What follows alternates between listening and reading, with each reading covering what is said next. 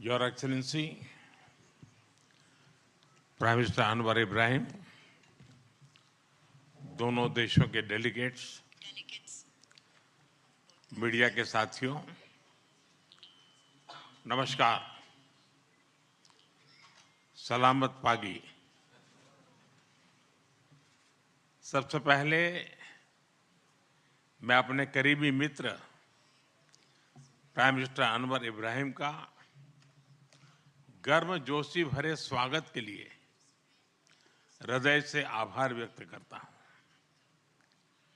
पिछले वर्ष मैं आसियान समिट के लिए मलेशिया की यात्रा नहीं कर पाया, लेकिन मैंने मेरे प्रिय मित्र को वादा किया था कि मैं जल्द से जल्द मलेशिया आऊंगा और आज वर्ष 2026 की पहली विदेश यात्रा में मैं मलेशिया आया हूं।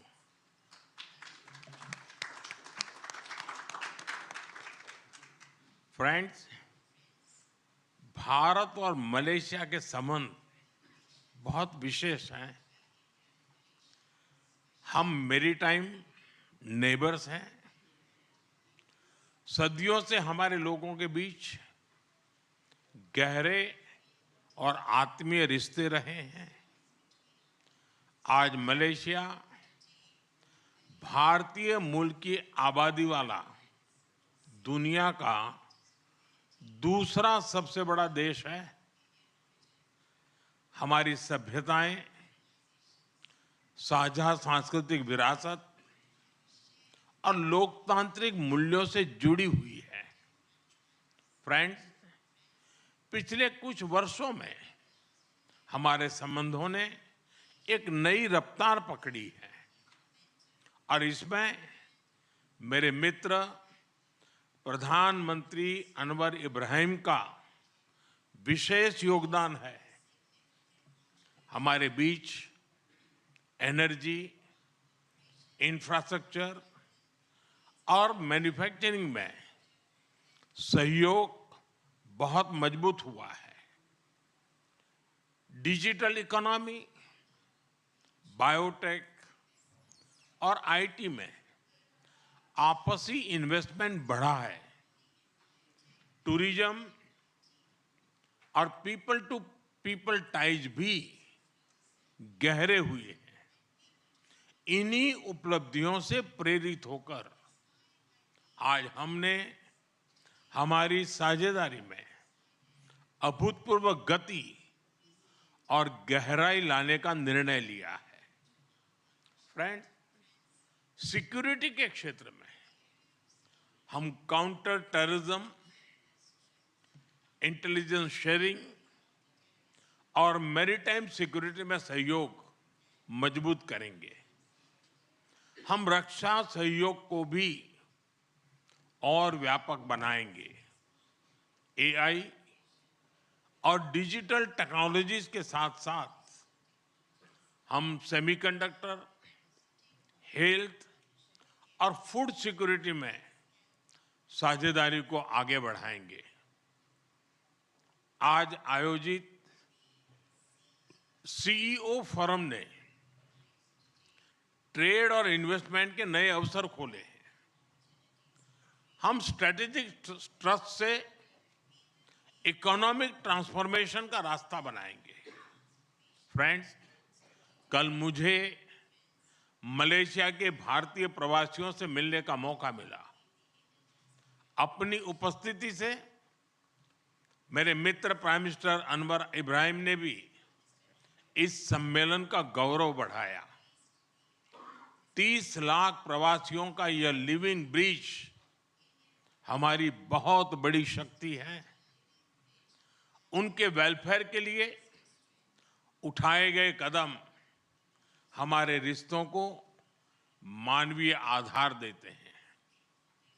मलेशिया में भारत के वर्कर्स के संरक्षण के लिए सोशल सिक्योरिटी एग्रीमेंट, टूरिज्म के लिए ग्रेटिस ई वीजा और डिजिटल इंटरफेस यूपीआई का मलेशिया में लागू होना, ये सभी कदम दोनों देशों के नागरिकों के जीवन को सरल बनाएंगे, क्योंकि कोई भी पार्टनरशिप तभी ताकत से सफल होती है जब लाभ सीधे लोगों तक पहुंचे।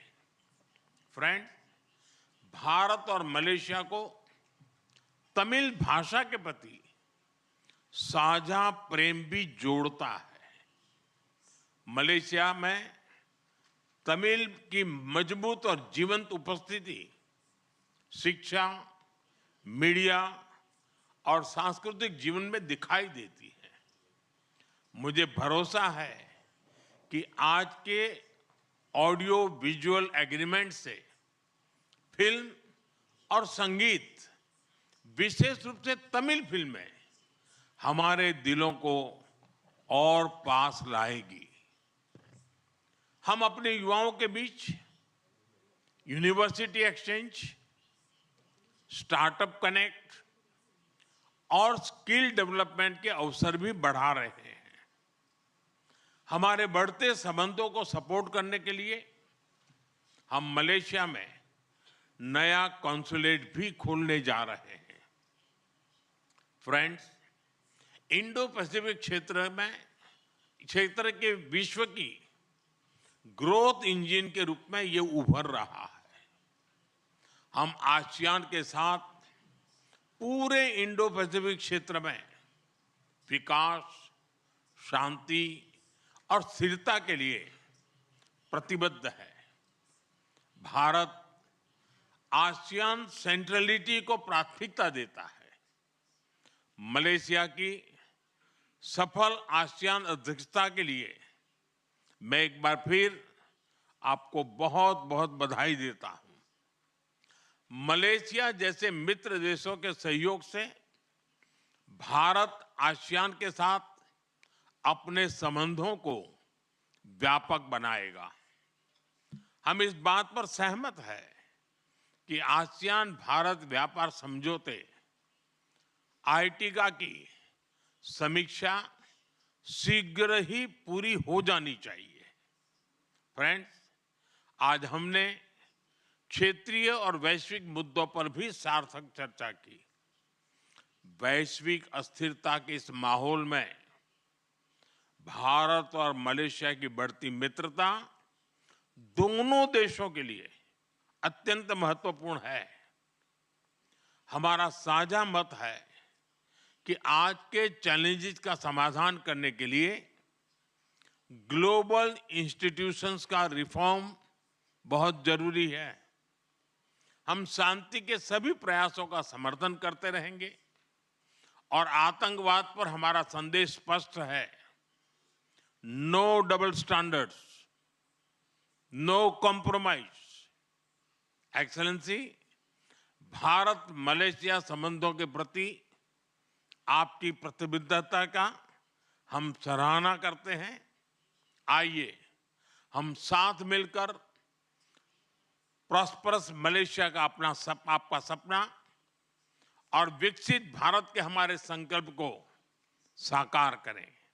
एक बार फिर आपकी मित्रता, आपके गर्मजोशी भरे स्वागत और आतिथ्य के लिए बहुत बहुत धन्यवाद। हम आपको भारत में स्वागत करने के लिए उत्सुक है। बहुत बहुत धन्यवाद। जुम्पा लागी।